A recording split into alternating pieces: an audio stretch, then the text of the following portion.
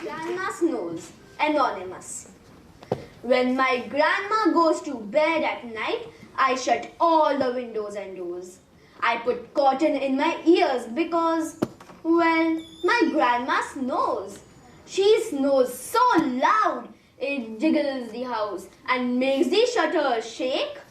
One time, our neighbors ran out screaming. They thought there was an earthquake.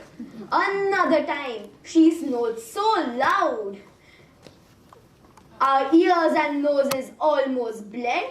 Now everyone runs for cover when my grandma goes to bed. Yes, she is known for snoring. She is known all over town. Even power saws and freight trains tell my grandma to pipe down. She is louder than a motorbike or a great big thunderclap. Oh dear! Oh no!